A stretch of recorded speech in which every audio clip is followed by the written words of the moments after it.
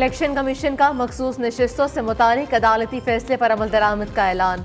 Legal team को मजीद रहनुमाई के लिए सुप्रीम कोर्ट से रुजू की हिदायत। इलेक्शन कमीशन ने चीफ इलेक्शन कमिश्नर और अरकान के इस्तीफे का मुतालबा मुस्तरद कर दिया।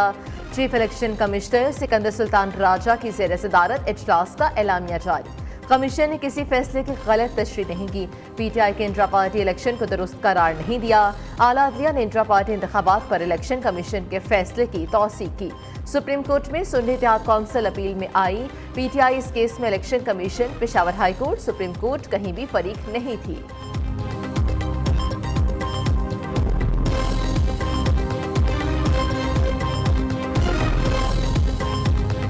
मैं हैरान हूँ जब ये सुप्रीम कोर्ट का डिसीजन आया जिसमें उन्होंने वो कुछ भी अता कर दिया जो मांगा ही नहीं गया था उनसे। सुप्रीम कोर्ट के उन जजेस ने आइन को रीराइट किया है। आइन क्या कहता है, मतलब अकल नहीं मानती इन फैसलों को, अकल नहीं मानती इन चीजों को। मैं सुप्रीम कोर्ट के जजेस से ये अर्ज करना चाहती हूँ कि चलने दो इस मुल्क को। जो अभी सुप्रीम कोर्ट का डिसीजन आया ये डिस्टेबलाइजेशन की कोशिश नहीं है तो और क्या है। जिस शख्स को आप वापस लाना चाहते हो वो शख्स इस कौम का मुजरिम है। क्यों जेल में बंद हुए हुए साल हुआ, अपनी हरकतों की वजह से हुआ है। आपने जो जुर्म किए हुए वो पूरी कौम ने टीवी पे देखा है। सुप्रीम कोर्ट का फैसला हैरानकुन। जजेस मुल्क चलने दें, फैसले जमीन नहीं आइन के मुताबिक होने चाहिए। वज़ीर आला पंजाब के अदालती फैसले पर खड़ी तनकीद। कौम के मुजरिम को लाने के लिए आइन रीराइट किया गया। कहा गया कि 15 दिन में पीटीआई में शामिल हो, जो मांगा नहीं वो अता कर दिया गया। मरीम नवाज का तकरीब से खिताब। कहा चंद अफराद का टोला ऐसे फैसले करता है जिससे मुल्क रुक जाता है। ये कौन लोग हैं जिन्हें तरक्की अच्छी नहीं लग रही। हुकूमत 5 साल पूरे करेगी, किसी ने रखना डाला तो आहनी हाथों से निपटा जाएगा। हम मजीद बर्दाश्त नहीं करेंगे और ना करना चाहिए।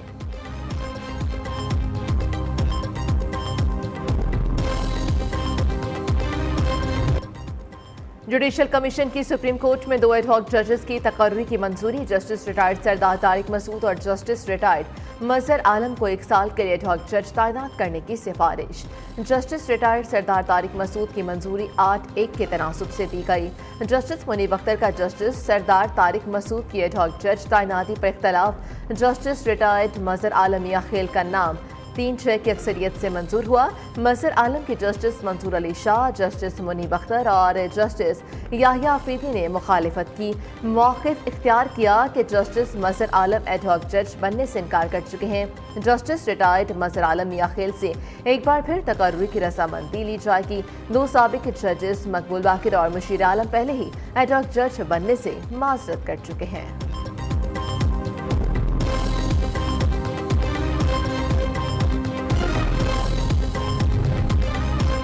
पीटीआई का जुडिशल कमीशन से एडहॉक जजेस की तजवीज़ मुस्तरद करने का मुतालबा।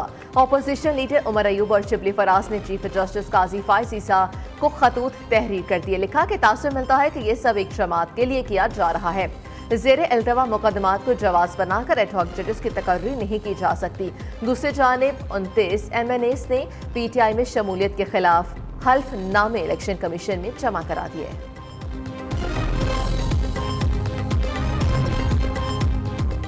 पीटीआई पर पाबंदी लगानी चाहिए या नहीं, पीपल्स पार्टी का मुस्लिम लीग नून को मुशावरत के बाद फैसला करने का इंदिया। ऐवान सदर में 2 बड़ी सियासी पार्टियों की बड़ी बैठक। तहरीक इंसाफ पर पाबंदी, बानी पीटीआई साबिक सदर आसिफ अली सरदारी और कासिम सूरी पर आर्टिकल 6 लगाने पर गौर। वफाकी वज़ीर कानून और अटॉर्नी जनरल ने पीटीआई पर पाबंदी के हुकूमती फैसले के कानूनी निकात से आगाह किया। पीपल्स पार्टी की लीगल टीम का मुस्तकबिल में फैसलों के असरात पर तशवीश का इज़हार। दोनों जमातों के दरमियान पीटीआई से मुतालिक तमाम फैसले इत्तेफाक राय से करने पर इत्तेफाक तय पा गया।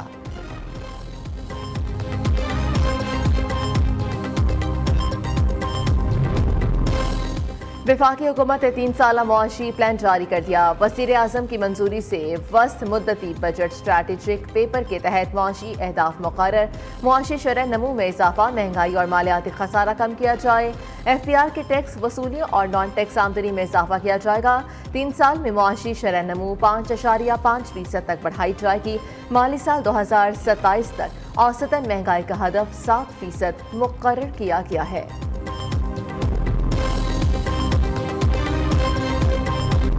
अंधेर नगरी चौपट राज 8 से 10 रुपए वाली बिजली आवाम को 77 रुपए 15 पैसे फी यूनिट में पड़ने लगी। सार्फिन कैपेसिटी पेमेंट चार्जेस, टैक्स और ड्यूटीज के जाल में बुरी तरह फंस गए। लाखों दौलतमंदों और सरमाकारों को टैक्स की छूट, आईपीपी से क्या मुआहिदा हुआ। गुज़श्ता 20 साल में आईपीपी को कैपेसिटी चार्जेस की मद में कितनी अदायगी की गई। सेनेट की कायमा कमेटी बराए तवानाई ने पावर डिवीजन से 3 हफ्तों में जवाब तलब कर लिया।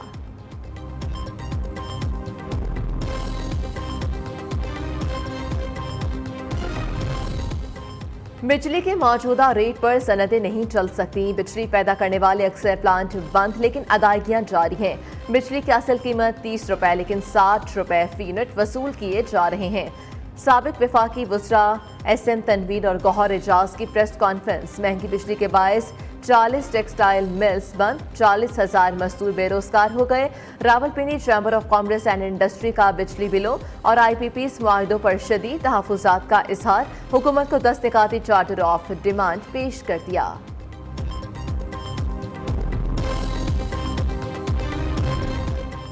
शर्जील मेमन का कराची में पीपल्स बस सर्विस के 3 नए रूट्स शुरू करने का ऐलान। सीनियर वजीर सिंध ने कहा कि ये पब्लिक ट्रांसपोर्ट बढ़ाने के लिए सूबाई हुकूमत की कोशिशों का हिस्सा है।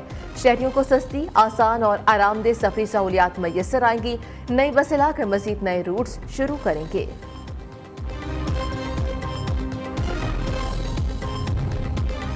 Chief justice Lahore high court Aliya Neelam का ट्रिब्यूनल्स को तब्दील करने से साफ इनकार। चीफ जस्टिस आलिया नीलम ने chief election commissioner Sikandar Sultan Raja पर वाज़ेह कर दिया। कहा, ट्रिब्यूनल्स काम कर रहे हैं, किसी जज को तब्दील नहीं कर सकते।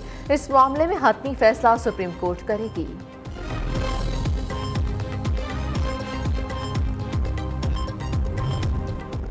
पंजाब असेंबली में मखसूस नशिस्तें किन अराकीन को दी जाएं। PTI ने मखसूस नशिस्तों की इब्तदाई फहरिस्त तैयार कर ली। यास्मीन राशिद, आलिया हमजा और सनम जावेद का नाम शामिल। हतमी मंजूरी बानी PTI देंगे। सनम जावेद की बहन फलक जावेद और दीगर का नाम भी मखसूस नशिस्तों के लिए तजवीज़ किया गया।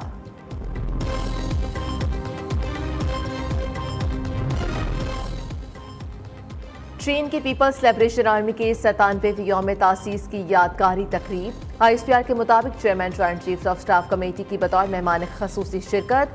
जनरल साहिर शमशाद मिर्जा की अवाम, सिविलियंस, अस्करी क़यादत और पीपल्स लिबरेशन आर्मी के रैंक को मुबारकबाद। चीन की तरक्की में पीपल्स लिबरेशन आर्मी के किरदार को सराहा। TLP से मुज़ाकरात कामयाब। हुकूमत का इसराइली मसनूआत के बाइकॉट का फैसला। हुकूमती नुमाइंदों और TLP रहनुमाओं की मुश्तरका प्रेस कॉन्फ्रेंस। मुशीर बराए सियासी उमूर राना सनाउल्लाह ने कहा, इसराइली और उनकी शराकतदार कंपनीज की चीज़ों का इस्तेमाल हर सूरत रोका जाएगा। फ़लस्तीनी भाइयों की हर मुमकिन मदद करेंगे। 31 जुलाई से पहले 1000 टन इमदाद भेजी जाएगी। डॉक्टर आफिया को वापस लाने के लिए कोशिशें की जाएंगी।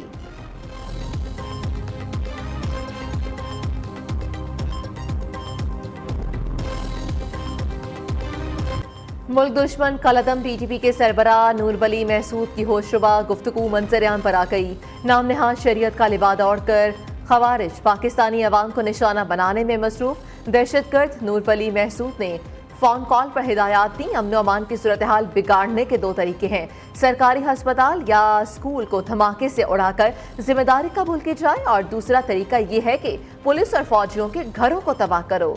DI खान के इलाके करी शमोसई में दही मरकज़ सेहत पर हमला करके मासूम खवातीन और बच्चों को शहीद करना भी इसी सिलसिले की कड़ी है।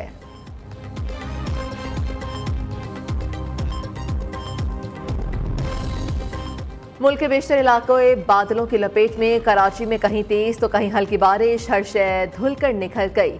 सिंध के मुख्तलिफ इलाके डहर की ठट्टा। मीरपुर खास में भी बादल बरस पड़े। खैबर पख्तूनख्वा के इलाके करक में मूसलाधार बारिश। पानी घरों में दाखिल।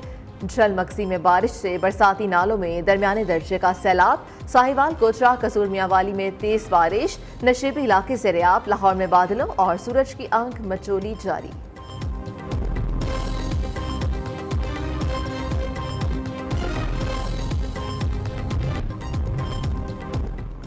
डोनाल्ड ट्रंप का इलेक्शन जीतने पर फोन कॉल पर जंगे खत्म कराने का दावा। जो बाइडेन इंतजामिया के पैदा करदा आलमी बहरानों के खात्मे के अज़म का भी इजहार। कहा, कोई खतरा मुझे अपने मिशन से पीछे नहीं हटा सकता। दूसरी जानिब अमरीकी सदर जो बाइडेन इलेक्शन दौर से आउट होने के करीब। सीनियर डेमोक्रेटिक रहनुमा के मुताबिक बाइडेन के दोबारा इलेक्शन न लड़ने का इम्कान 99% तक है।